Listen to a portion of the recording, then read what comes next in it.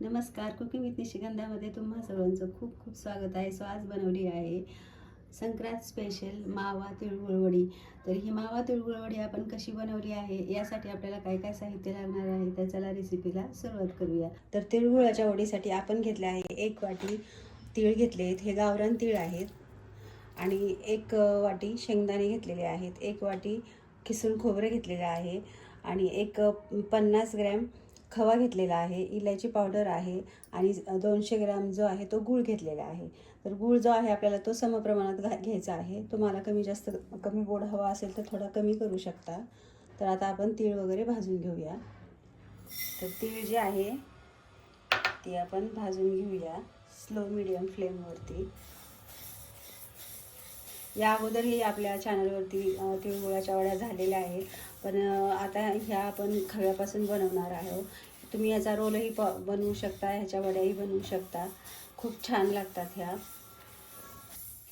तर तीळ जी आहे आपली आता भाजली आहे, फार जास्त भाजायची नाही ह्याला, नाहीतर कडवट लागू शकते ही तीळ. तर ह्याचा कलर जो आहे तो चेंज झाला आहे आता. तर आपण आता तीळ काढून घेऊया. तर आता शेंगदाणे जे आहेत ते पण आपण भाजून घेऊया. शेंगदाणे जे आहेत ते पण स्लो फ्लेमवर भाजून घ्यायचे, कारण फास्ट भाजल्यावर शेंगदाणे करपू शकतात. तर स्लो मिडियमवर आपण आता हे भाजून घेऊया. तर आपले शेंगदाणे पण जे आहेत ते आता भाजले, तर आपण खोबरं भाजून घेऊया. तर खोबरं जे आहे ते फार जास्त नाही भाजून घ्यायचं आपल्याला, अगदी थोडंसं तुम्ही पाहू शकता छान असं भाजलंय थोडंसं. तर मी आता हे काढून घेते पटकन. तर आपण जो खवा घेतला होता तो टाकूया आता, तो पण असा भाजून घेऊया. तर याच्यामध्ये मी अर्धा चमचा जो आहे तूप घालते. तूप टाकल्यामुळे याचा खवा जो आहे तो छान असा तुपामध्ये परतला जाईल आणि आपल्या वड्यांना जो आहे तो छान असे टेस्ट येते. तर आपला खवा जो आहे छान असा आता परतला आहे तुपामध्ये, तुम्ही पाहू शकता. खवा जो आहे तुम्ही बाहेरूनही आणू शकता, मी तो घरीच बनवला आहे. साधारण 80 ग्रॅम असेल. तर आता आपण जो गूळ घेतला होता, तर मी हा सेंद्रिय गूळ घेतलेला आहे. तर आता तो आपण ह्याच्यामध्ये मिक्स करून आता परतून घेऊया. ही एक अर्धा चमचा आणखीन आपण ह्याच्यामध्ये तूप टाकूया. तुपामुळे जे आहे छान चव लागते.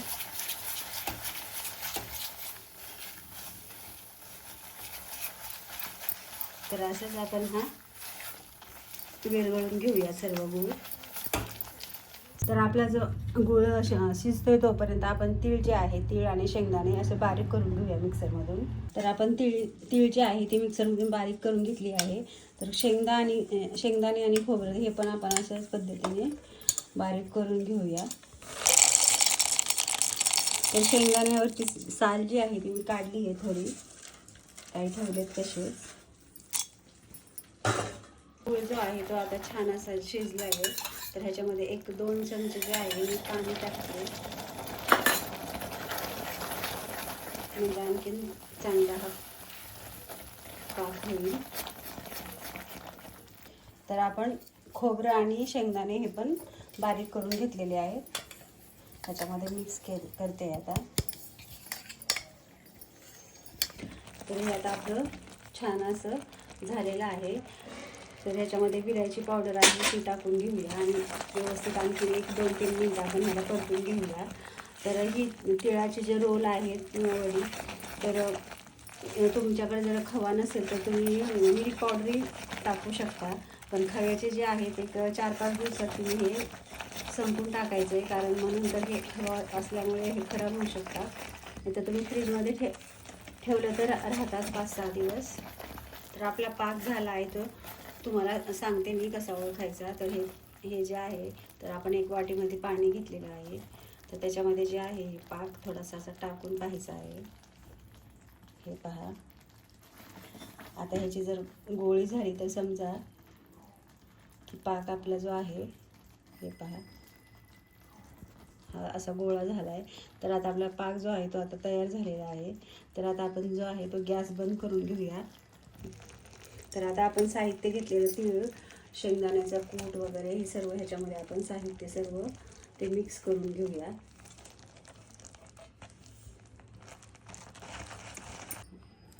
तर आपण ताटाला जे आहे थोडंसं तूप लावून घेऊया.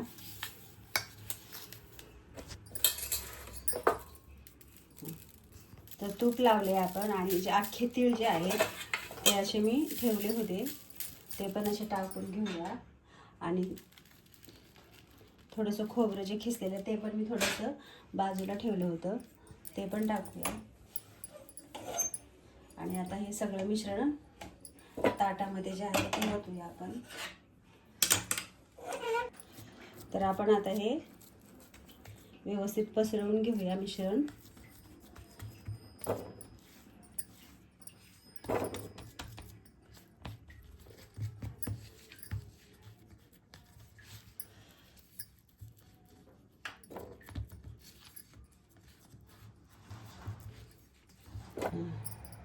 तर आपण ह्याच्यावरती थोडी थोडी तीळ जी आहे भाजलेली ती साईडला मी काढली होती ती खाली पण टाकली आहे आणि वरती पण टाकली आहे. थोडंसं खोबरं, काजू बदाम, तुम्ही तुमच्या आवडीनुसार ड्रायफ्रूट टाकू शकता.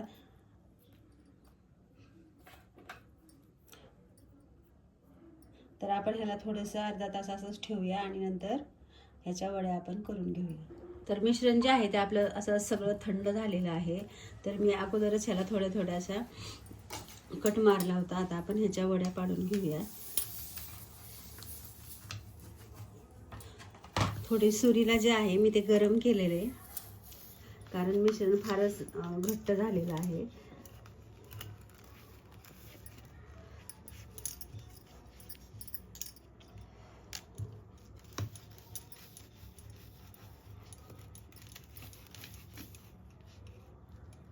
तर वड्या तुम्ही तुमच्या आवडीनुसार चौकोनी किंवा डायमंड शेपमध्ये तुम्ही कट करू शकता.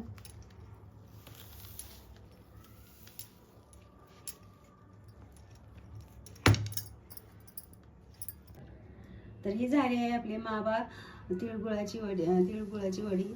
तर ही तुम्हाला रेसिपी कशी वाटली नक्की सांगा, नक्की ट्राय करा. व्हिडिओ आवडला तर व्हिडिओला लाईक शेअर नक्की करा. तर भेटूया अशाच नवीन रेसिपीसह. तोपर्यंत बाय बाय.